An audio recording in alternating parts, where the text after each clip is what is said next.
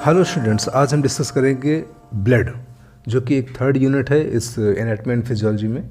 तो blood cells में अगर बात आती है तो ब्लड सेल्स मेनली जैसे अगर बात करते हैं तो वाइट ब्लड सेल्स होती हैं, रेड ब्लड सेल्स होती हैं और प्लेटलेट्स होते हैं। ठीक है, अब इनका क्लासिफिकेशन वो भी हम आगे पढ़ेंगे कि वाइट ब्लड सेल्स के कौन कौन से क्लासिफिकेशन होते हैं। ठीक है, मोनोसाइट, लिम्फोसाइट और इसिनोफिल, वेसिफिल और न्यूट्रोफिल्स, ये क्या होती हैं, है ना। इनको हम नेक्स्ट स्लाइड में डिस्कस करते हैं। ठीक है, तो आइए किस तरीके से एक ब्लड किस तरीके से फॉर्मेशन होता है ना। तो बात कर रहे हैं हम कि एक तरीके से जो प्लूरीपोटेंट स्टेम सेल्स होती है ना, तो इसके दो पार्टीशन होते हैं, इसके दो पार्ट में डिवाइड होती है। पहला होता है लिम्फॉइड स्टेम सेल, ठीक है, और दूसरा होता है आपका माइलॉइड स्टेम सेल्स। ठीक है, अगर बात करते हैं कि जो लिम्फॉइड स्टेम सेल्स है ये 3 पार्ट में डिवाइड होती है, थाइमस, ठीक है, एनके लिम्फोसाइट्स और बीटा लिम्फोसाइट्स। ठीक है, अब जो बीटा लिम्फोसाइट्स है या बी लिम्फोसाइट्स है, ठीक है, ये बनाता है क्या, प्लाज्मा सेल्स को। ठीक है, लेकिन जो थाइमस है, थाइमस बनाती है टी लिम्फोसाइट्स को। ठीक है, अब इसका जो सेकेंड पार्ट था माइलॉइड स्टेम सेल्स, ठीक है, तो माइलॉइड स्टेम सेल्स 4 पार्ट में, एरिथ्रोसाइट्स, मेगाकैरियोसाइट्स जो कि ब्लड क्लॉटिंग में हेल्प करता है, मोनोसाइट्स और ग्रेनुलोसाइट। ठीक है, अगर मोनोसाइट की बात करें तो मोनोसाइट ही बनाता है मैक्रोफेज। ठीक है, तो इस तरीके से ब्लड की जो सेल्स होती हैं वो आगे किस तरीके से प्लाज्मा का फॉर्मेशन करती हैं, जिसमें कि ये सब आरबीसी और डब्ल्यूबीसी और प्लेटलेट्स वगैरह सब होती हैं। अब बात करते हैं कुछ टर्म्स ऐसी हैं जो हमें पता होनी चाहिए। एंटीबॉडी क्या होती है, कि एक तरीके से हमारे रोग को, या एक एंटीबॉडी भी एक तरीके से ब्लड में एक प्रोटीन होता है जो हमारे बॉडी को रोगों से लड़ने में हेल्प करता है। ठीक है, देन है एंटीकोगुलेंट, मतलब कुछ ऐसा जो मतलब थक्का न जमने दे खून का, उसको बोलते हैं एंटीकोगुलेंट। जैसे विटामिन के है, वो है आपका एंटीकोगुलेंट होती है। ठीक है, देन बात करते हैं एंटीटॉक्सिन, एक तरीके से जो विष को ख़त्म करे। ठीक है, जो पॉइजन होता है ना, पॉइजन को ख़त्म करे, उसको बोलते हैं एंटीटॉक्सिन। देन ब्लड क्लॉटिंग, ठीक है, जो कि जमने के लिए, जो थक्का जमने के लिए कुछ विटामिन यूज़ किए जाते हैं, कुछ ब्लड में एक फैक्टर भी होता है जो ब्लड क्लॉट के लिए। ठीक है, एरिथ्रोसाइट्स क्या होता है, जिसको बोलते हैं आरबीसी या रेड ब्लड सेल। ठीक है, और हीमोस्टोसिस ये क्या होता है, ये भी एक तरीके से जो ब्लड का जो फ्लो होता है वो स्टॉप हो जाता है, तो इस प्रोसेस को बोलते हैं हीमोस्टोसिस। ठीक है, इम्यूनिटी सबको पता है, इम्यूनिटी क्या है, हमारी जो एक तरीके से हमारी जो कैपेसिटी है, मतलब able to register the disease, मतलब किसी भी बीमारी से लड़ने की जो क्षमता होती है उसको बोलते हैं इम्यूनिटी। ल्यूकोसाइट जिसको बोलते हैं डब्ल्यूबीसी, वाइट ब्लड सेल्स। ठीक है, ऑस्मोटिक प्रेशर, ये सब पढ़ने में आगे आएगा। ठीक है, ऑस्मोटिक प्रेशर जो हमने 10th या 11th 12th में ही पढ़ा है, किस तरीके से higher pressure to lower pressure में कोई कंसंट्रेशन फ्लो होता है। ठीक है, मेसल्स क्या होते हैं, खसरा, स्किन की एक तरीके से स्किन रैशेस पड़ जाते हैं, इसको बोलते हैं मेसल्स। ठीक है, देन यूनिवर्सल डोनर, जो ब्लड डोनेट करते हैं, हर एक को दे सकते हैं, हर एक ब्लड ग्रुप वाले को दे सकते हैं, तो उसको बोलते हैं यूनिवर्सल डोनर। कौन कौन से ब्लड ग्रुप होते हैं ये भी आगे पढ़ेंगे। ठीक है, यूनिवर्सल रेसिपिटेंट मतलब कौन कौन से लोग ब्लड ग्रुप के, किस किस ब्लड ग्रुप का ब्लड एक्सेप्ट कर सकते हैं, या उनकी बॉडी में ब्लड एक्सचेंज कर सकते हैं या फिर उनको चढ़ा सकते हैं ब्लड। ठीक है, देन विस्कोसिटी, एक तरीके से लिक्विड की जो थिकनेस होती है उसको बोलते हैं विस्कोसिटी। ठीक है, कितनी मोटाई है, पानी है और ब्लड है, तो पानी आसानी से गिर जाएगा, पर ब्लड गिरने में थोड़ा सा समय लेता है। ठीक है, वो होती है विस्कोसिटी। अब बात करते हैं ब्लड। ठीक है, तो इसका एक परिचय हम देख लेते हैं कि what is the blood. Blood is the एक फ्लूइड है। ठीक है, blood is a fluid which circulate in the blood vessels. ठीक है, रक्त वाहिनियाँ जिनको बोलते हैं, तो ब्लड वेसल्स में ये सर्कुलेट करता है, और ये एक कनेक्टिव टिश्यू होता है, ये आपका इसको बोलते हैं कनेक्टिव टिश्यू। ठीक है, this blood is also a tissue, मैंने इसके पिछले प्रीवियस चैप्टर में बताया था मैंने। ठीक है, अब ये एक तरीके से होता है बिल्कुल फ्लूइड टाइप का होता है, और धमनियों में जिनको बोलते हैं हम आर्टरीज। ठीक है, आर्टरीज में ये रेड होता है, वहीं वेंस में ये हरा बैगनी लाल, गहरा मतलब हल्का मतलब गहरा बैगनी लाल होता है। ठीक है, लाल क्यों होता है प्योर? क्योंकि वहाँ पे ऑक्सीजन ज़्यादा होती है, ठीक है, ऑक्सीजन रिच होती है ना।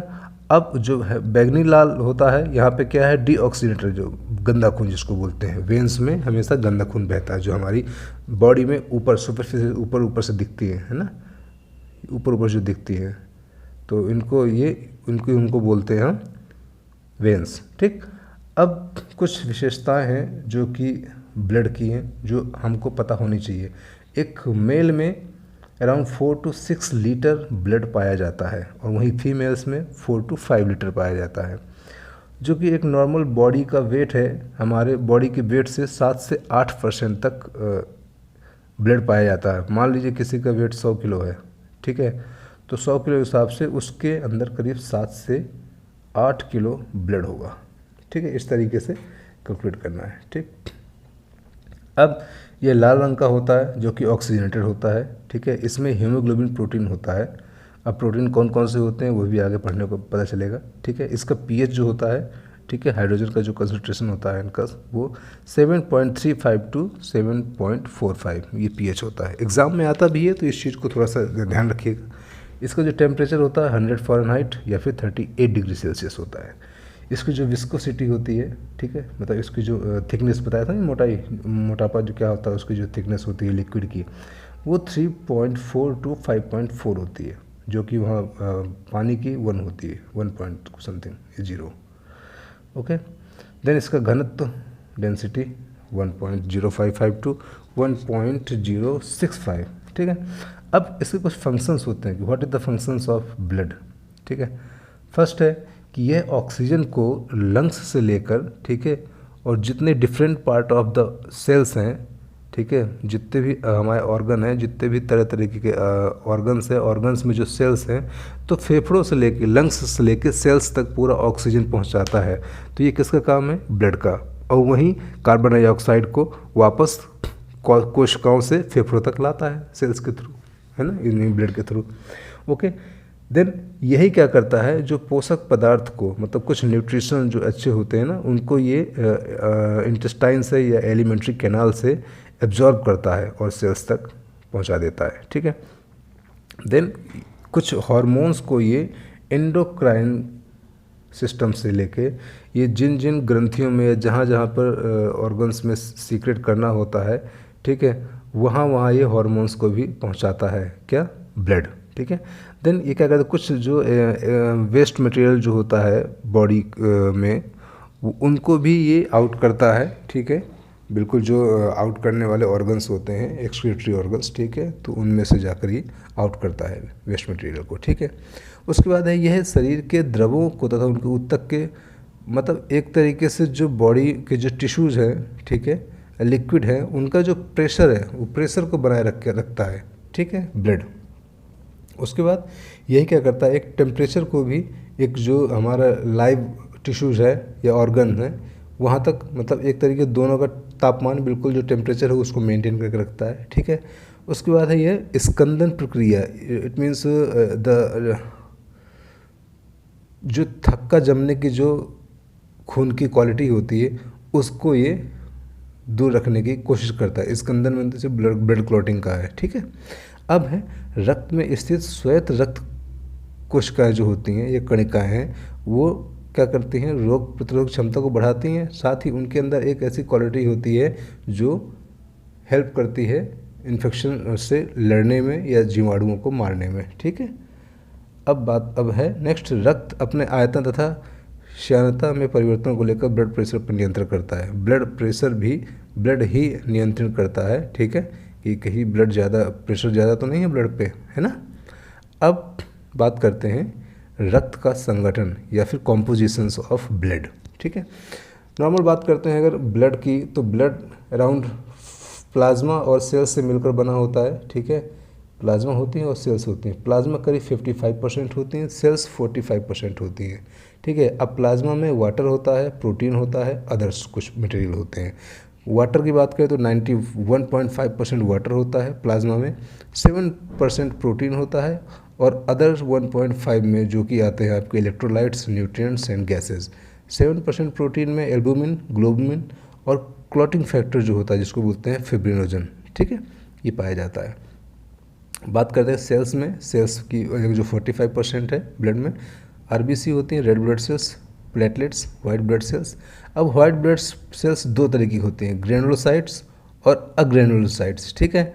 ग्रेनुलोसाइट में न्यूट्रोफिल्स, बेसोफिल्स और इसिनोफिल्स ये पाए जाते हैं, ठीक है।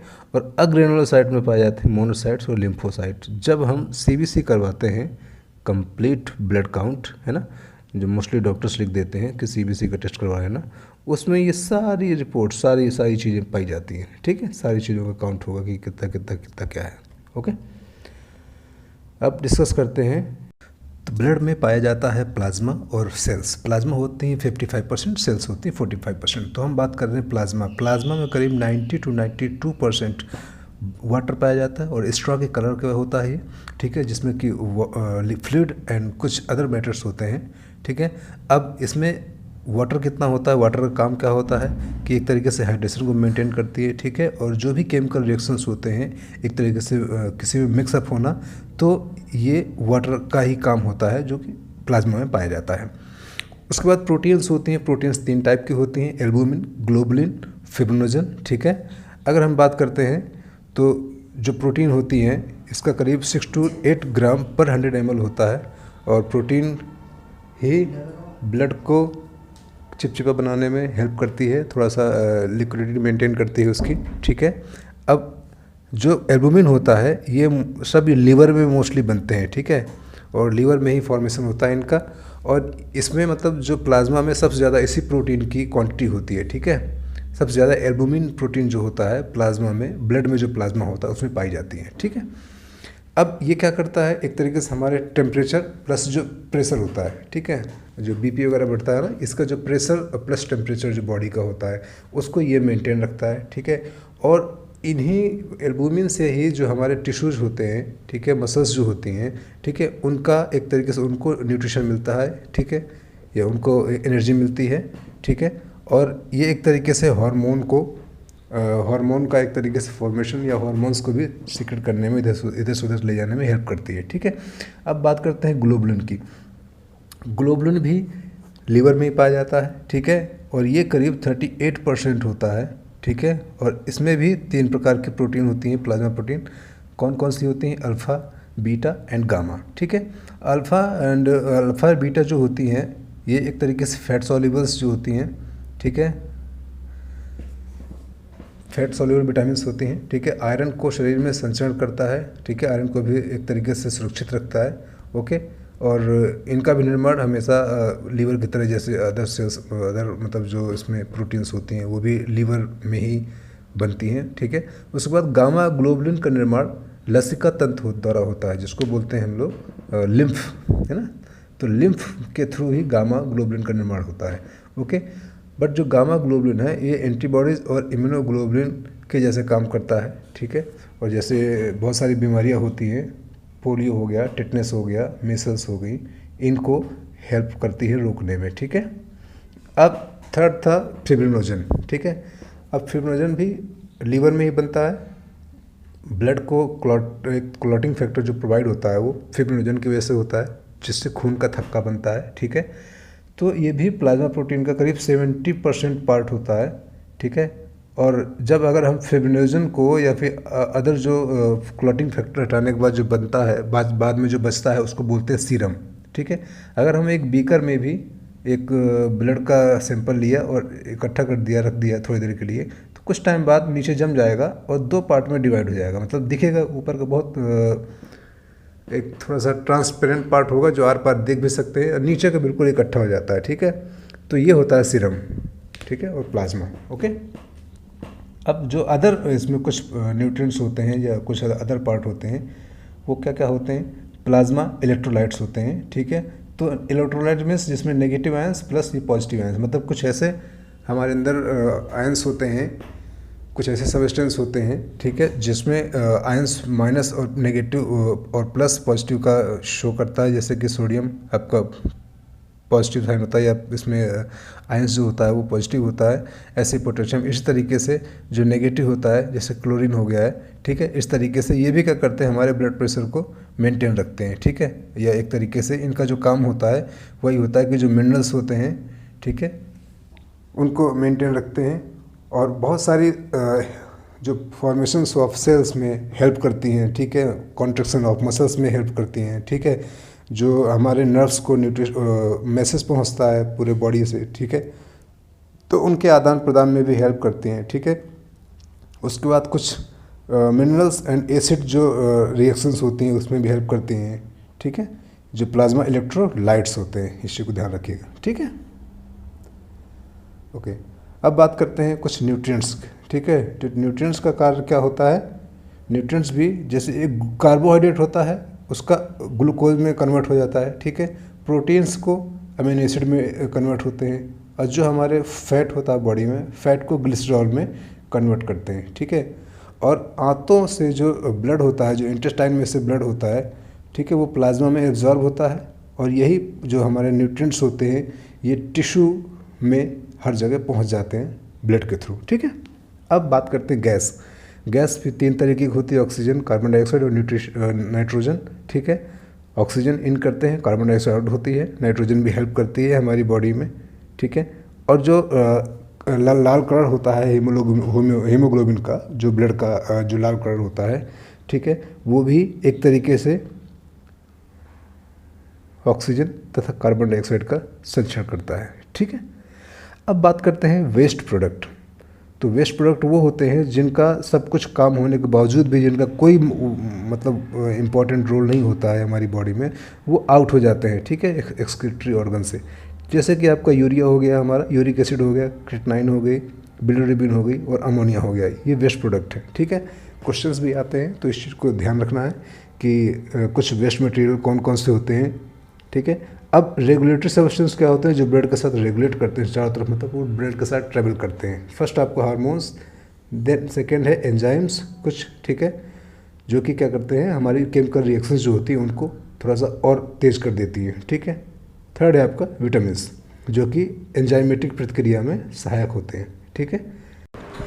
अब बात करते हैं ब्लड सेल्स कितने टाइप की होती हैं। 3 टाइप की होती हैं, WBC और white blood cells, RBC red blood cells, और प्लेटलेट्स जिसको बोलते हैं थ्रोम्बोसाइट्स, ठीक है।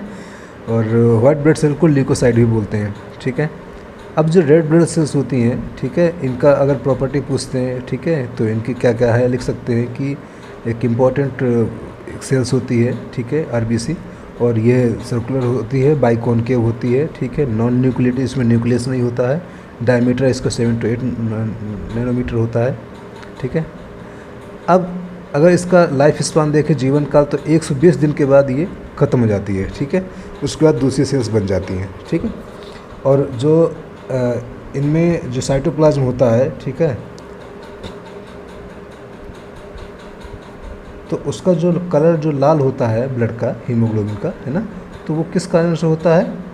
तो प्रोफाइसिन पिगमेंट के कारण होता है, ठीक है। इस चीज़ को याद रखना है, प्रोफाइसिन पिगमेंट के कारण ही जो रंग लाल होता है हीमोग्लोबिन का, ठीक है। अब बात करते हैं कि जो एक नेचुरल जो काउंट होता है वो करीब 4 to 6 मिलियन होता है, ठीक है, जो कि पुरुषों में 5 से लेकर 5.5 तक, और महिलाओं में होता है 4.5 to 5 मिलियंस पर mm³, है ना। अब इसके फंक्शंस क्या होते हैं RBC के? पहली बात ये ऑक्सीजन हमारे माउथ से गई सीधा लंग्स में, ठीक है, तो लंग्स में एब्जॉर्ब हो गई और ये पूरे टिश्यू में लेके सर्कुलेट कर देती है ऑक्सीजन को, ठीक है। ऐसे ही जब उसी प्रोसेस में ही CO2 भी आउट होता है, ठीक है, तो ऑक्सीजन एंड CO2 का ट्रांसफ़र जो होता है, एक तरीके से ऑक्सीजन अंदर गई, CO2 बाहर आई, ठीक है, तो वो RBC करती है, ठीक है। प्लस जो एसिड बेस बैलेंस होता है वो भी RBC ही मेंटेन करती है, ठीक है। और ऑक्सीजन की वजह से जो हीमोग्लोबिन में जो रंग होता है वो ऑक्सीजन की वजह से ही होता है, ठीक है। अब बात करते हैं हीमोग्लोबिन, ठीक है। हीम मीन्स जो 5% होता है, ग्लोबिन मीन्स 5%, मतलब 95% होता है, ठीक है। और हीमोग्लोबिन एक क्रोमोप्रोटीन होता है, ठीक है। इसमें क्या होता है, थोड़ा सा डिटेल में और जानना है तो एसिटिक अम्ल प्लस ग्लाइसिन बनाता है पोरफायरिन, ठीक है, और पोरफायरिन प्लस आयरन बनाता है हीम, ठीक है। अब हीम का एक अणु और ग्लोबुलिन का एक अणु, ठीक है, तब जाके बन जाता है हीमोग्लोबिन, ठीक है। और इसमें क्या होता है, मेन जो होता है आयरन एक इम्पॉर्टेंट रोल प्ले करता है। तभी तो जब ब्लड की कमी होती है तो मोस्टली आयरन की टेबलेट दी जाती हैं जो प्रेग्नेंट वुमेन होती है, एग्जाम्पल के लिए, है ना, उनको कैल्शियम और फॉलिक और आयरन यही चलता है, ठीक है। और ऑक्सीजन का एक तरीके से ट्रांसपोर्टेशन यही करती हैं हीमोग्लोबिन, ठीक है। अब बात करते हैं जो नॉर्मल वैल्यू है हीमोग्लोबिन की, ठीक है। मेल में करीब 14 to 16.5 ग्राम पर ml होता है, ऐसे फीमेल में 12 to 15 ग्राम पर ml, और जो एक बेबी होता है, ठीक है, उनका 14 to 20 ग्राम पर 100 ml, ठीक है। इसको याद रखना है कि ये कभी कभी क्वेश्चंस में आता है, ठीक है। अब functions of the haemoglobin, first oxygen का संचरण और CO2 का संचरण, ठीक है। ऑक्सीजन को ले गया और कार्बन डाइऑक्साइड को निकाल दिया बाहर, ठीक। ये काम होता है हीमोग्लोबिन का। अब डिकम्पोजिशन ऑफ हीमोग्लोबिन, ठीक है, बता दिया कि 120 दिन का इनका लाइफ स्पान होता है, ठीक है। और स्प्लीन में इनका जो अपघटन, ठीक है, तो स्प्लीन एक तरीके से स्टोर करता है RBC को, और यहीं पर RBC ख़त्म होती हैं, ठीक है। रेड ब्लड सेल बनती कहाँ है, बोन मैरो में, इस चीज़ को याद रखना, ठीक है। अगर ये डिटेल में जानना है तो आप इस डायग्राम को देख सकते हैं, ठीक है, किस किस तरीके से हीमोग्लोबिन का फॉर्मेशन होता है RBC का, ठीक है। अब हेमाटोपोइसिस, ठीक है, अगर हम बात करते हैं कि हेमाटोपोइसिस क्या है, तो formation of the blood cells component, ठीक है। जो भी ब्लड के सेल्स जो होते हैं वो किस तरीके से बनती हैं, इस प्रोसेस को बोलते हैं हेमाटोपोइसिस, ठीक है। तो फॉर्मेशन ऑफ ब्लड सेल्स, ठीक है, कंपोनेंट। अब इसमें भी देख सकते हैं, जैसे शायद ये आप पहले डायग्राम देखा कि नहीं देखा, लेकिन फिर भी मैं आपको बता दे रहा हूँ। Multi potential haematopoietic stem cells होती है, ठीक है, जिसको बोलते हैं हीमोसाइटोब्लास्ट, ठीक है। 2 पार्ट्स में कन्वर्ट होती है, पहला है कॉमन माइलॉइड प्रोजेनिटर, दूसरा है कॉमन लिम्फॉइड प्रोजेनिटर, ठीक है। अगर हम बात करते हैं तो जो कॉमन माइलॉइड प्रोजेनिटर है, ठीक है, इसमें आपका एथ्रोसाइट, मास्ट सेल, मेगाकैरोसाइट्स और मायोब्लास्ट, जब ये बताया था मैंने पहले, शायद इसके बारे में भी पहले हमने डायग्राम में डिस्कस किया है, ठीक है। उसके बाद जो मेगाकैरोसाइट्स है वहाँ से थ्रोम्बोसाइट जनरेट हुए, मायोब्लास्ट में से ही बेसोफिल्स, इसिनोफिल्स, न्यूट्रोफिल्स, ठीक है, मोनोसाइट्स, और यहाँ से मोनोसाइट से आपका माइक्रोफेज, ठीक है। वहीं दूसरी तरफ जो कॉमन लिम्फाइड प्रोजेनेटर होता है, यहाँ से नेचुरल किलर सेल जिसको बोलते हैं लार्ज ग्रेनुलर लिम्फोसाइट, और दूसरा स्मॉल लिम्फोसाइट्स जो टी लिम्फोसाइट्स होती है, बीटा लिम्फोसाइट्स, और यहाँ से जनरेट होता है बीटा से आपका प्लाज्मा सेल्स, ठीक है। तो ये डायग्राम इंपॉर्टेंट है क्योंकि पूछता है हेमाटोपोइसिस क्या है, तो जब एग्ज़ाम में आप लिखेंगे तो इस डायग्राम को बनाना मत भूलिएगा, ठीक है। और ये टर्म बिल्कुल ऐसे ही लिखी जानी चाहिए। अब बात करते हैं व्हाइट ब्लड सेल्स जिसको बोलते हैं ल्यूकोसाइट्स, ठीक है। अब ये भी 2 तरीके से, एक तरीके से डिवाइड होती हैं, है ना, और देखते हैं इनमें क्या क्या होता है। ये क्या करती हैं कि जो रेड ब्लड सेल्स होती हैं इनकी अपेक्षा ये बड़ी होती है और इसमें न्यूक्लियस पाया जाता है, ठीक है। पहली बात ये लार्ज होती है, लार्जर देन RBC, ठीक है। एंड सेकेंड है इसमें न्यूक्लियस प्रेजेंट होता है, ठीक है, इस सेल्स में, ओके। और ये कलरलेस होती है मोस्टली, ठीक है। इसका डायमीटर लिख लीजिएगा 19 to 520 नैनोमीटर, ठीक है। इसके बाद जो मेल में इनकी जो क्वांटिटी पाई जाती है 5000 to 8000 mm पर क्यूब, है ना, mm3। उसके बाद ये ऐसी सेल्स होती हैं जो क्या करती हैं, किसी भी जो पैथोजेंस होते हैं जो कुछ हमारे बॉडी में अटैक करता है उनको ये खा जाती है, ठीक है। तो श्वेत रक्त कोशिकाएं एक भक्षक सेल्स होती हैं, ठीक है। मतलब कुछ ऐसी जो सेल्स आती हैं जो हमारे शरीर को बीमार करने के लिए होती है, तो उनको क्या करती है कि ये सेल्स जब जैसे मान लीजिए कोई कट लग गया है ना, ब्लड में कहीं पे भी हमारा मान लीजिए हाथ है, हाथ में यहाँ पे कट लग गया है, यहाँ पे कट लगेगा तो यहाँ पे ब्लीडिंग होगी। ब्लीडिंग होने के बाद बहुत सारे पार्टिकल्स यहाँ पे आगे RBC वगैरह आती हैं, वाइट ब्लड सेल्स आती हैं, तो वो सब क्लॉटिंग को बनाती है यहाँ पे। अगर होगा तो मैं आपको वीडियो एक भेज दूंगा, क्योंकि वीडियो है, आई थिंक मैंने शायद पहले डाला ही नहीं डाला, मुझे याद नहीं आ रहा, लेकिन मैं बता दूंगा, अभी डाल दूंगा, ठीक है।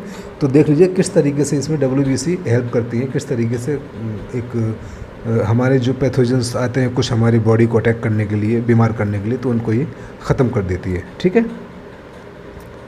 अब वाइट ब्लड सेल्स होती कौन कौन सी हैं? ठीक है, मोनोसाइट, लिम्फोसाइट, ठीक है, ये इसिनोफिल्स, बेसोफिल और न्यूट्रोफिल्स, ये अलग होती हैं। ठीक है, तो 2 टाइप्स की WBC होती हैं। ठीक है। अब फंक्शंस ऑफ द WBC, तो फंक्शंस की बात करें तो वही है कि जो भी कुछ ऐसे रोग उत्पादक सूक्ष्म जीव जो होते हैं, ठीक है, कुछ ऐसे फॉरेन मटेरियल्स, जो बैक्टीरिया, वायरस जो भी होते हैं, ठीक है, इनको WBC सबसे ज़्यादा फाइट करती है, यही लड़ती है। ठीक है। जैसे ब्लड में भी अगर आता है काउंट कि WBC बढ़े हुए हैं, ठीक है, तो इसका मतलब क्या है कि इन्फेक्शन है बॉडी में, किसी फॉरेन मटेरियल ने अटैक किया है, या फॉरेन पैथोजन ने, बैक्टीरिया ने या वायरस ने अटैक किया है, उससे क्या होता है WBC ऑटोमेटिक इनकी स्ट्रेंथ बढ़ जाती है, बढ़ती है, और ये इसलिए बढ़ती है ताकि वो उससे फाइट कर सके, उसको हटा सके। तो समझ में आया था कि हाँ, इनको इन्फेक्शन हो रखा है। ओके, इस तरीके से जब ब्लड टेस्ट की रिपोर्ट्स आती है तब देखा जाता है। ओके, तो ल्यूकोसाइट्स जिसको बोलते हैं वाइट ब्लड सेल्स, 2 तरह के होते हैं, अग्रेनुलर और ग्रेनुलर। ग्रेनुलर में आते हैं बेसोफिल्स, न्यूट्रोफिल्स और एसिनोफिल्स, और अग्रेनुलर में आते हैं लिम्फोसाइट्स और मोनोसाइट्स। ठीक है। अब बात करते हैं ग्रेनुलोसाइट्स। ठीक है, ये पॉलीमॉर्फोन्यूक्लियर ल्यूकोसाइट्स। ठीक है, इसमें भी छोटे छोटे पार्टिकल्स पाए जाते हैं, लिक्विड पाया जाता है। ठीक है, और इसमें जो न्यूक्लियस होता है 2 से अधिक भी होते हैं, मोस्टली 2 होते हैं। ठीक है, और इसीलिए इसे पॉलीमॉर्फोन्यूक्लियर कहा जाता है। पॉली में मॉर्फ मतलब इसमें काफ़ी सारे न्यूक्लियस पाए जाते हैं। ठीक है, और इनका जो फॉर्मेशन है कहाँ पे होता है? बोन मैरो की जो सेल्स होती हैं वहाँ पर। ठीक है, जिसमें बोलते हैं इनको माइलोब्लास्ट। ठीक है, और इनका जीवन काल कितने दिन का होता है? 21 दिन का। तो WBC ध्यान रखिएगा, RBC 120 दिन है ना, RBC ओके, और जो WBC है WBC का पाया जाता है 21 दिन का।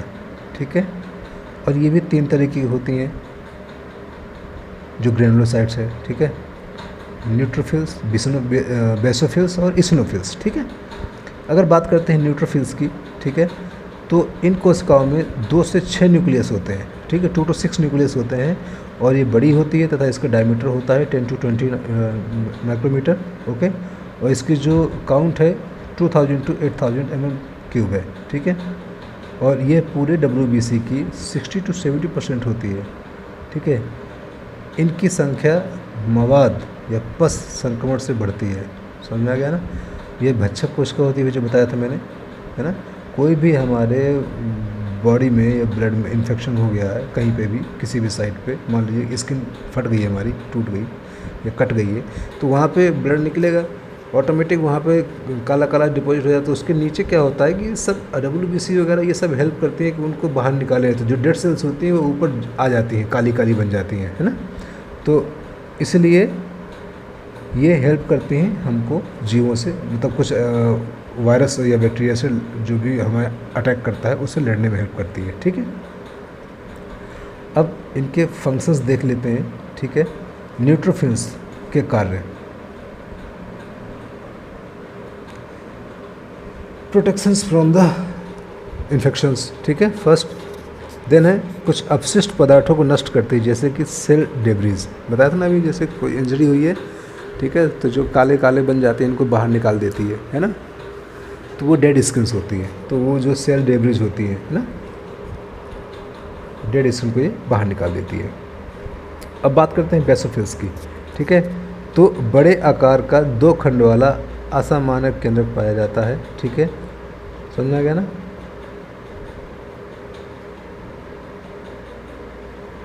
जरूरी नहीं कि सेम हो। ठीक है, और इनमें से जो न्यूक्लियस पाया जाता है 2 पाए जाते हैं बड़े आकार में। ठीक है, और इसमें क्या है 0.5 to 1% पाई जाती हैं, और इनकी जो संख्या है करीब 200 mm³ होती है।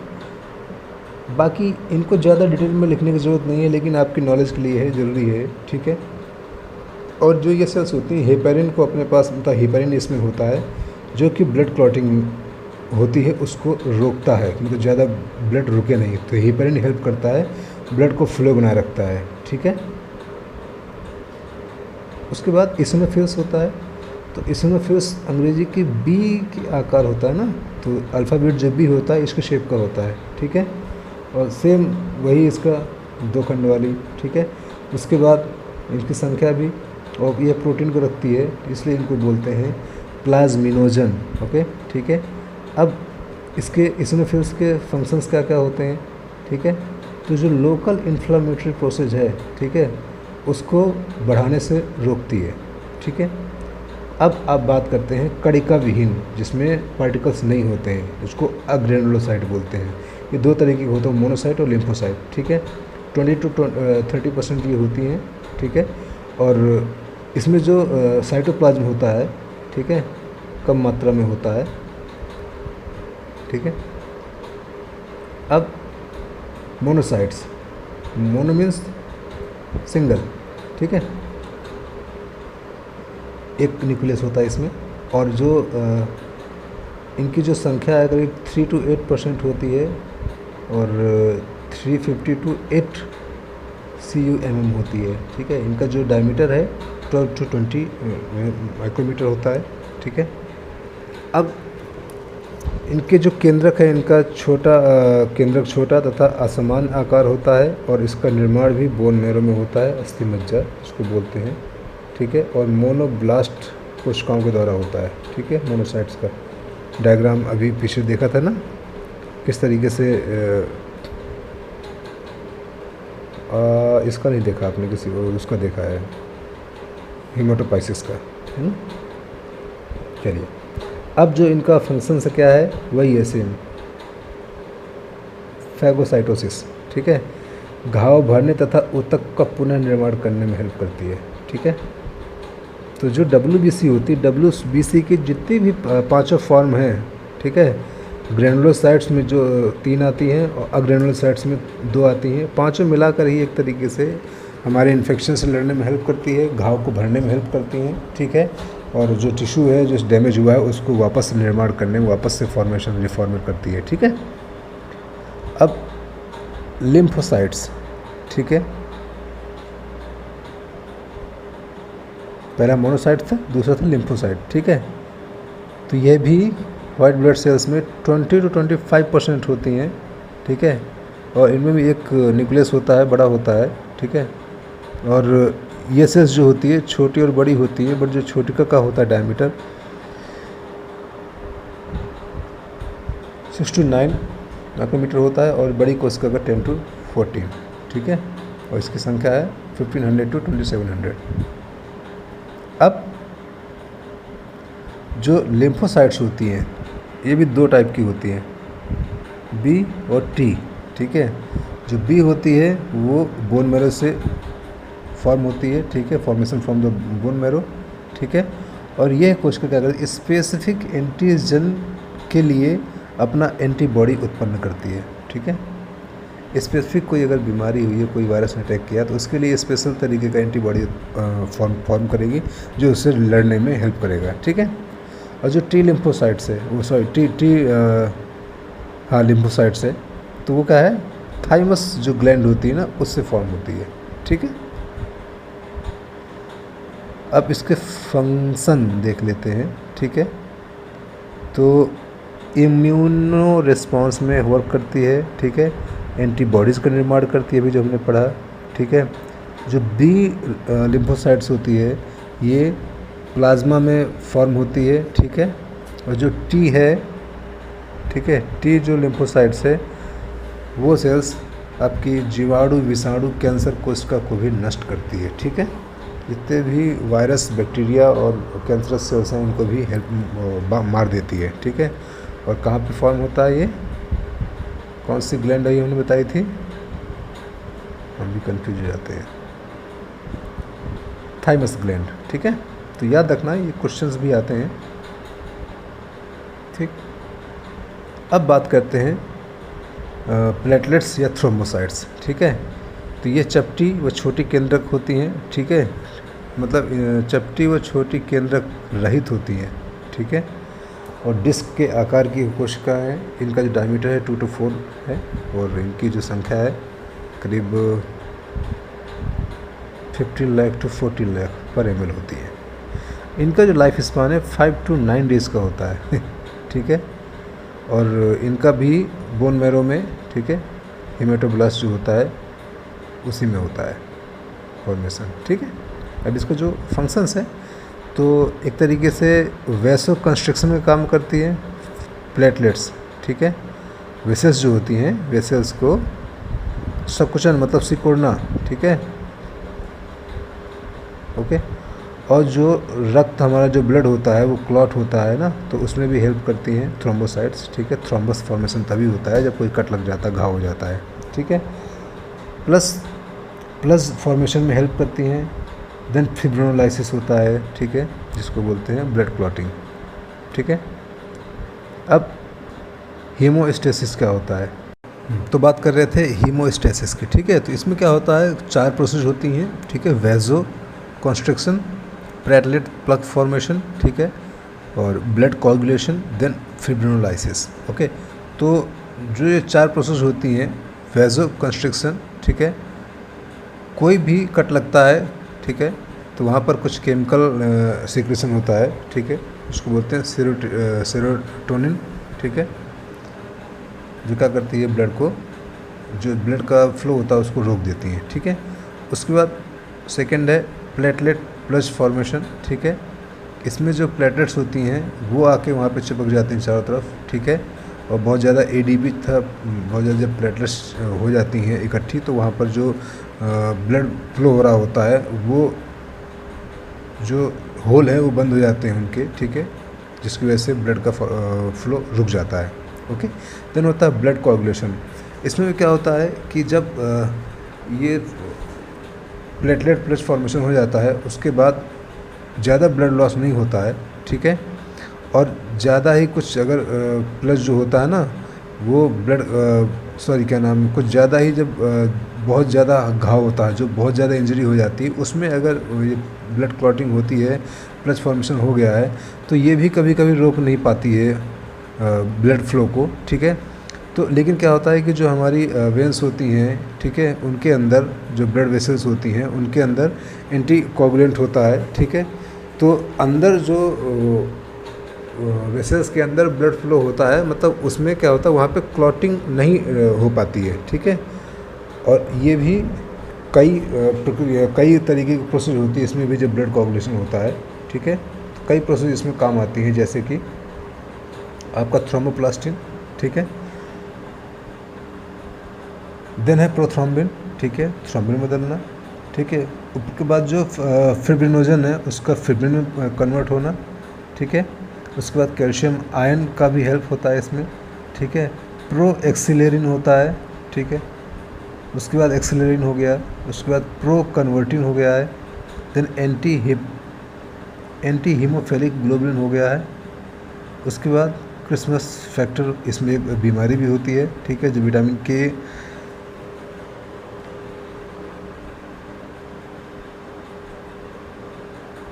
लीवर में एक तरीके एक विटामिन जुबके की फॉर्मेशन होती है, ठीक है। तो जब उसकी आवश्यकता पड़ती है और वो नहीं बन पाता है, तब जाके ये क्रिसमस रोग होता है, ठीक है। स्क्वाट फैक्टर होता है, ठीक है, प्लाज्मा थ्रोम्बोप्लास्टिन होता है, हैगमैन फैक्टर होता है, फिब्रिन स्टेबलाइजिंग फैक्टर होता है, ठीक है। तो इस तरीके से कुछ ब्लड क्लॉटिंग फैक्टर हैं, ठीक है। फिब्रिनोजन टिश्यू फैक्टर, जिसको थ्रोम्बोप्लास्टिन बोलते हैं, ठीक है। लेवाइल factor, proaccelerin, anti haemophilic globulin, ठीक है। Stuart Prower factor, Hageman's factor, prothrombin, calcium, ठीक है। Stable factor, proconvertin, okay, Christmas factor, plasma thromboplastin, antecedent, fibrin stabilising factor, ठीक है। अब नेक्स्ट जो लास्ट जो आता है फिब्रिनोलाइसिस होता है, ठीक है। इसमें क्या होता है, जो एक तरीके से चिपक गए हैं चारों तरफ से, प्लेटलेट्स बन गई हैं वहाँ पर, चारों तरफ से थक्का बना दिया है, ठीक है, किसी भी आर्टरी को रोक दिया है, बिल्कुल, ठीक है। तो इसमें भी प्लाज्मिनोजन अन्य प्लाज्मिन में परिवर्तित होकर, ठीक है, फिब्रिनोजन को वहाँ पर जम जाता है चारों तरफ, और उसके जो भी एक्स्ट्रा मटेरियल जो निकलता है, वेस्ट मटेरियल, उसको जो WBC होती हैं, ठीक है, उनके द्वारा ये अपना बाहर निकाल देती हैं, ठीक है। उसके बाद बात करते हैं ब्लड ग्रुप, ठीक है। तो ब्लड ग्रुप सबको पता है कि ABO की जो एक तरीके से सिस्टम है, ABO सिस्टम के तहत ही डिसाइड किया गया है कौन कौन से ब्लड ग्रुप होते हैं, जिसमें कि आपका A, B, AB and O, ठीक है, ये ब्लड ग्रुप होते हैं, ठीक है। अब इनको किस तरीके से, इसमें 2 एंटीबॉडीज़ 2 एंटीजन, ठीक है, ये 2 ब्लड में पाए जाते हैं RBC की, ठीक है। तो RBC की सतह पर 2 भिन्न ग्लाइकोप्रोटीन, ठीक है, जिन्हें एग्लूटिनोजन कहा जाता है, ठीक है, और एंटीबॉडी होती हैं, ठीक है, जिनको एग्लूटिनिन कहा जाता है, ठीक है। और यही एग्लूटिनाइन ही RBC का एक तरीके से समूहन या फिर एग्लूटिनेशन करती हैं, ठीक है। जो ब्लड A होता है, ठीक है, उसकी RBC पर एंटीजन तथा सीरम में B एंटीबॉडी पाई जाती है, ठीक है। वहीं B वाले में जो blood group B blood group है जिस व्यक्ति का, ठीक है, तो उसके RBC पर B एंटीजन तथा सीरम में A एंटीबॉडी पाई जाती हैं। वहीं AB वाले के लिए RBC पर A व B एंटीजन दोनों पाए जाते हैं तथा परंतु इसमें सीरम में A एंड B एंटीबॉडी नहीं होते हैं, ठीक है। अब O ब्लड ग्रुप है जिसका, उसमें भी RBC पर कोई एंटीजन नहीं होता है, ठीक है, परंतु A तथा B एंटीबॉडी उपस्थित होती हैं, ठीक है। और O ब्लड का जो ग्रुप होता है किसी में भी, ठीक है, तो उसमें भी A तथा B एंटीजन जो होते हैं वो अब्सेंट होते हैं तथा प्लाज्मा में A व B जो एंटीबॉडी होती हैं वो भी अब्सेंट होती हैं, ठीक है।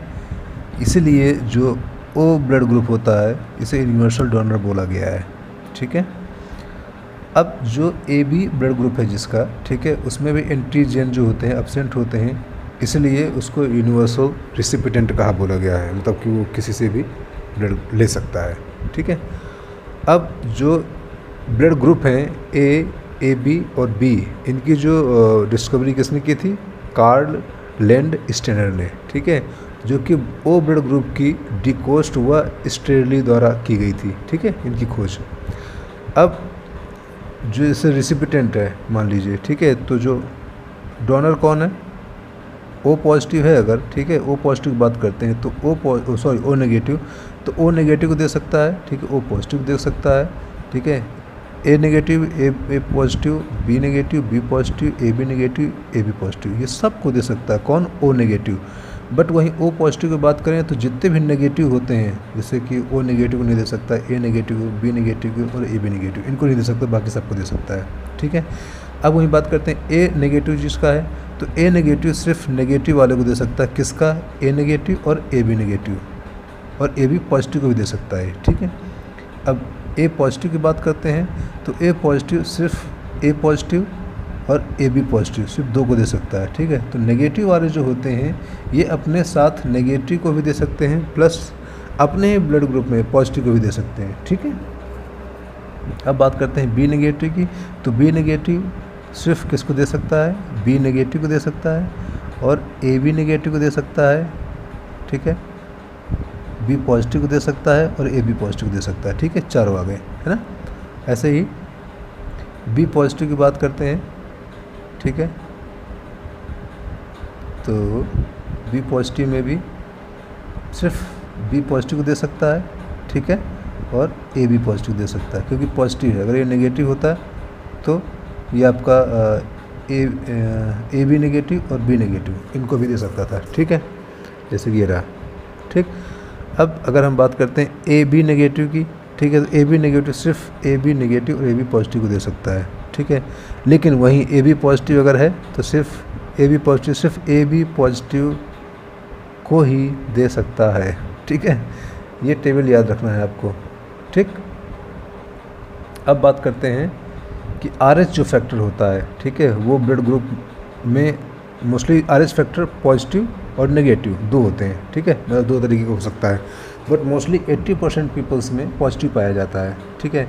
इसकी भी जो डिस्कवरी किसने की थी? लैंड स्टीनर ने की थी, ठीक है, और किस में की थी? रेसस मंकी में की थी, ठीक है, एक बंदर में की थी, ठीक है। अब इसमें भी एक एग्जांपल ये है कि जो RH नेगेटिव एक मेल है, ठीक है, उसके ऊपर अगर RH पॉजिटिव को ब्लड चढ़ाया गया, ठीक है, तो उसमें जो एंटीबॉडी है, ठीक है, या एग्लूटिन उत्पन्न हो जाती है, ठीक है। इसके बाद RH पॉजिटिव वाले को तुरंत अगर दोबारा से अगर ब्लड ट्रांसफ्यूजन किया जाता है तो उसमें पूरी जो ब्लड की जो सेल्स होती हैं ना, वो थक्का जम जाता है, एग्लूटेशन हो जाता है, ठीक है, जिसको बोलते हैं हीमोलाइज्ड हो जाती है, और इसकी वजह से इंसान डेड हो जाती है उसकी बॉडी, ठीक है। अब दूसरा इसी में केस आता है कि अगर RH नेगेटिव फीमेल का अगर मैरिड किसी पॉजिटिव RH पॉजिटिव व्यक्ति से हो जाती है, ठीक है, तो उसकी जो पहला बेबी है वो RH पॉजिटिव होगा, ठीक है, सामान्य होगी। लेकिन मदर में जो RH नेगेटिव एंटीबॉडी का निर्माण हो जाता है ना, तो जो उसके सेकंड है, द्वितीय संतान जो होती है, सेकंड जो बेबी होगा, तो उसमें RH पॉजिटिव होगा, ठीक है। तो उस बेबी को इरिथ्रोब्लास्टोसिस फीटैलिस बोलते हैं, ठीक है। इसके द्वारा भी मृत्यु हो जाती है, या फिर तुरंत उसको anti-D चढ़ाया जाता है इंजेक्शन, या इम्यूनोग्लोबुलिन G एंटीबॉडी होता है, इसका इंजेक्शन चढ़ता है, ठीक है, यह लगाया जाता है। अब बात करते हैं रक्त व लसिका, है ना। तो रक्त को बोलते हैं ब्लड, लसिका को बोलते हैं लिम्फ, ठीक है। तो ब्लड और लिम्फ में क्या डिफरेंस है, ठीक है। ब्लड की बात करते हैं तो RBC मोस्टली प्रेजेंट होती हैं, ठीक है, जिसमें कि WBC की संख्या जो होती है वो सामान्य होती है, नॉर्मल होती है। इसका जो कलर है रेड होता है, ठीक है। उपापचयी पदार्थों की मात्रा कम होती है, ठीक है। कार्बन डाइऑक्साइड की मात्रा भी कम होगी, ऑक्सीजन की मात्रा अधिक होगी RBC में, ठीक है। कुछ सॉल्युबल जो प्रोटीन्स होती हैं वो ज़्यादा पाई जाती है इसमें, कुछ न्यूट्रिएंट्स भी अधिक पाए जाते हैं ब्लड सेल्स में, RBC में, ठीक है। और परिवहन तंत्र एक तरीके से हमारा सर्कुलेटरी सिस्टम बनता है। वहीं बात करते हैं कि जो लिम्फ है, तो लिम्फ में जो RBC एब्सेंट होती नहीं होती हैं, WBC इसमें ज़्यादा होती हैं, कलर लेस होता है, ठीक है। उपापचयी पदार्थों की मात्रा अधिक होती है, ठीक है। CO2 भी ज़्यादा होता है, ऑक्सीजन कम होता है, और जो सॉल्युबल प्रोटीन्स होते हैं वो कम पाए जाते हैं, न्यूट्रिएंट्स भी कम पाए जाते हैं, और इससे बनता है लिम्फेटिक सिस्टम, ठीक। ये हो गया ब्लड एंड लिम्फ में डिफरेंस, ठीक है। पता होना चाहिए, आना भी चाहिए, क्योंकि आ भी जाता कभी कभी क्वेश्चंस, ठीक है। अब बात करते हैं आर्टरीज और वेंस। आर्टरी में प्योर ऑक्सीजन बहता है, और वेंस में आपका डीऑक्सीजनेटेड ब्लड बहता है, ठीक है, जिसमें कि कार्बन डाइऑक्साइड ज़्यादा होती है, ठीक है। तो जो हार्ट से निकलती हैं वेंस, ठीक है, हार्ट से जो आर्टरी निकलती हैं, ठीक है, उनको बोलते हैं हम लोग आर्टरीज, ठीक है। प्लस आर्टरीज में हमेशा शुद्ध रक्त ऑक्सीजनेटेड ब्लड बहता है, किसके सिवा, जो पल्मोनरी आर्टरी के अलावा, क्योंकि पल्मोनरी आर्टरी वेंस को डीऑक्सीजनेटेड ब्लड को भी ले जाती है, ट्रेवल करती है, ठीक है। तो ये एक अपवाद है, ओके, एक्सेप्शन है। अब जो आर्टरीज हैं, इनके अंदर जो वॉल्व होते हैं, वॉल्व नहीं पाया जाता है जो आर्टरीज होती हैं, ठीक है। और इनकी जो लेयर है, इंटरनल जो लेयर होती है, उनकी जो दीवार होती, जो वॉल होती है, उनकी मोटाई अधिक होती है, ठीक है। अधिकांश जो आर्टरीज होती हैं मोस्टली डीपली पाई जाती हैं, ठीक है, डेप्थ में पाई जाती हैं, ठीक है। और इनमें बहुत ज़्यादा प्रेशर होता है, इसमें प्रेशर बहुत ज़्यादा पाया जाता है, क्योंकि गहराई में होती हैं, दबी रहती हैं, ठीक है। और इनका रंग ब्लड या गुलाबी पिंक होता है, ठीक है। अब वेंस की बात करते हैं, जो डीऑक्सीजनेटेड ब्लड होता है, जिसमें कि कार्बन डाइऑक्साइड ज़्यादा होती है, ठीक है। तो जो हार्ट में एंटर करती हैं, जाती हैं, ये हार्ट से बाहर निकलती हैं, ये हार्ट में इन करती हैं, ठीक है। तो जो इन करने वाली कुछ जो वेसल्स होती हैं, उनको बोलते हैं वेंस, ठीक है। अब वेंस में क्या होता है, डीऑक्सीजनेटेड ब्लड चलता है, किसके अलावा, पल्मोनरी वेंस के अलावा, क्योंकि पल्मोनरी वेंस में आपका ऑक्सीजनेटेड ब्लड फ्लो होता है, ठीक है। अब बात करते हैं इनके अंदर, वेंस के अंदर वॉल्व होते हैं, ठीक है। और जो इनकी वॉल है तो वो पतली होती है, और ये ऊपरी सतह पे पाई जाती है, ठीक है। इनका जो ब्लड प्रेशर नॉर्मल पाया जाता है, ठीक है। और इनका रंग नीला होता है, ऊपर से देखते हैं नीली नसें दिखती हैं, ठीक है। अब ये कुछ रेंज है, ठीक है, किस ये रेंज आप देख लीजिएगा। अगर आप ज़्यादा लैब में रहते हैं या फिर अगर पैथोलॉजी का अगर आप कुछ कर रहे हैं, क्योंकि पैथोलॉजी के लिए भी ये बुक है थोड़ा सा रिकमेंडेड होती है, क्योंकि उसमें बहुत सारी चीज़ें हैं जो कॉमन नॉलेज है मेडिकल फील्ड के लिए, तो वो पढ़ने के लिए अच्छा ही है। ठीक है, तो ये कुछ नॉर्मल रेंज है, ये याद होना चाहिए, पता होना चाहिए। ठीक है, आपको चेक करने के लिए किस में कहाँ क्या ज़्यादा है, क्या कम है। ठीक है, ये CBC का है। ठीक, अब कुछ हमारे पास टर्म्स हैं। ठीक है, एनीमिया क्या होता है बात करते हैं। तो हीमोग्लोबिन अगर 12 से या 10 से कम होता है तो एनीमिया बोला जाता है। ठीक है, एंजियोग्राफी क्या होती है, जो ब्लड वेसल्स होती हैं उनका एक तरीके से डायग्राम दिखना, एक तरीके से कंप्यूटराइज्ड है ना, वो दिखाता है किसी भी आर्टरी या वेन में कोई ब्लॉकेज तो नहीं है, कोई दिक्कत तो नहीं है, कहीं खुद थक्का तो नहीं जम रहा है, मोटी तो नहीं हो रही है ना। इस तरीके से इसको एंजियोग्राफी होती है, जिसको हार्ट की प्रॉब्लम होती है ना मोस्टली, उसमें ये किया जाता है। ठीक है, अब बात करते हैं एंजियोलॉजी। ठीक है, तो जो ब्लड सर्कुलेटरी जो स्टडी होती है ना ब्लड सर्कुलेशन की, उसको बोलते हैं एंजियोलॉजी। ठीक है, अब एनॉक्सिया की बात करें तो absent of oxygen in the tissue it's called anoxia. ठीक है, इसमें भी टिश्यू में ऑक्सीजन नहीं होता है। ओके, absent होता ही नहीं है। ओके, अब ब्लड की बात करें तो ब्लड ये है कि एक तरीके से ये ट्रांसपोर्ट करता है ऑक्सीजन एंड CO2 को। ठीक है, O2 एंड CO2 को ट्रांसपोर्ट करता है पूरी बॉडी में। ओके, इरिथ्रोसाइट जिसको बोलते हैं RBC। ठीक है, मोस्टली ऑक्सीजन व कार्बन डाइऑक्साइड का परिवहन करती हैं। ओके, अब इरिथ्रोसाइट काउंट 1 लीटर या प्रति mm³ में उपस्थित लाल रक्त की संख्या। ठीक है, कणिकाओं की संख्या। अब फिब्रिन क्या होता है, एक तरीके से वाइट धागे नुमा अघुलनशील प्रोटीन है जो फिब्रिनोजन या थ्रोम्बिन की क्रिया से बनता है, जो रक्त का थक्का बनाने में सहायक है। ठीक है, तो कुछ ऐसी होती है ना सेल्स की जो डेब्रीज होती हैं फिब्रिन की, ये बाद में आउट होती हैं। ठीक है, तो थक्का जमाने में काम ही आता है। हीमोफीलिया क्या है, जिसमें ब्लड क्लॉटिंग फैक्टर 9 प्रेजेंट होता है, वो एब्सेंट होता है। ठीक है, क्रिसमस फैक्टर होता है। ठीक है, जिसको बहुत देरी से थक्का बनता है, क्योंकि किसी बच्चे में होता है ना कि मतलब अगर किसी में अगर थोड़ा सा होता कट लग जाए तो खून रुकता ही नहीं है, तो उसमें क्लॉटिंग फैक्टर 9 एब्सेंट होता है। ठीक है, हाइपॉक्सिया होता है कि लो ऑक्सीजन लेवल होता है टिश्यू में, जिसको बोलते हैं हाइपॉक्सिया। ठीक है, ल्यूकेमिया हो गया, WBC जो है एक तरीके से नॉर्मल रेंज नहीं रहती है। ठीक है, जिसकी वजह से इसको हम रक्त का कैंसर भी बोलते हैं। ठीक है, ब्लड कैंसर ल्यूकेमिया को। WC की बात करें तो वाइट ब्लड सेल्स होती हैं जो हमारे एक इम्यून सिस्टम को बनाती हैं। ठीक है, और हेल्प करती हैं उनसे लड़ने में इलेक्ट्रिक। ठीक है, अब बात करते हैं ल्यूकोसाइटोसिस। ठीक है, तो एक तरीके से ल्यूकोसाइटोसिस मतलब बहुत ज़्यादा WBC में बढ़ जाना, उनका मोर देन 11,000 पर mm³ से अगर ज़्यादा बढ़ जाती हैं तो ल्यूकोसाइटोसिस होता है। इसमें क्या है, एक तरीके से पता चलता है कि हाँ कहीं पे इन्फेक्शन है। ओके, देन ल्यूकोपिनिया WBC में कम होना। ठीक है, 4,000 से कम होती हैं तो ल्यूकोपिनिया बोलते हैं। ठीक है, अब मीन सेल हीमोग्लोबिन क्या होता है। ठीक है, प्रत्येक कोशिका में हीमोग्लोबिन की औसतन मात्रा जो कि पिकोग्राम के हिसाब से 10⁻⁻12 ग्राम में नापी जाती है। ठीक है, मीन सेल वॉल्यूम क्या होता है, औसत कोशिका जो होती है उसका जो आयतन है ना, आयतन को आई थिंक वॉल्यूम बोलते हैं, जो उसका वॉल्यूम है फेम टू लीटर में पाया जाता है। ठीक है, तो F1 = 10⁻⁻15। ठीक है, then packed cell volume 1 litre blood में। ठीक है, जो RBC होती हैं जिसका वॉल्यूम होता है उसको बोलते हैं पैक्ड सेल वॉल्यूम। ठीक है, अगर बात करते हैं परनीसियस एनीमिया। ठीक है, परनीसियस एनीमिया में क्या होता है, विटामिन B की डिफिशियंसी होती है। ठीक है, जिसकी वजह से हीमोग्लोबिन कम बनता है। प्लाज्मा। ठीक है, तो RBC को अलग करने के बाद जो भी बचता है शेष, ठीक है, उसको बोलते हैं हम लोग RBC।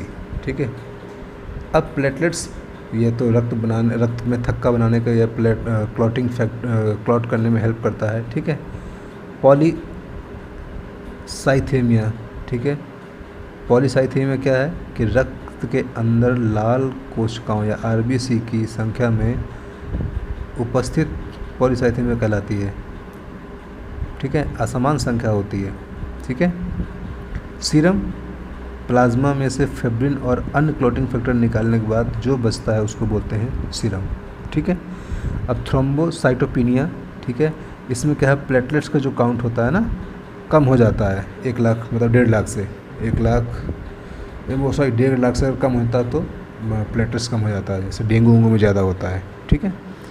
बाकी कुछ अगर डाउट्स हुआ करें तो आप पूछ सकते हैं मुझसे, ओके। कमेंट्स कर दिया कीजिए किसी भी पर्टिकुलर डेफिनेशन को पूछने के लिए, कोई भी टर्म ऐसी जो नहीं आपको आती है, ठीक है।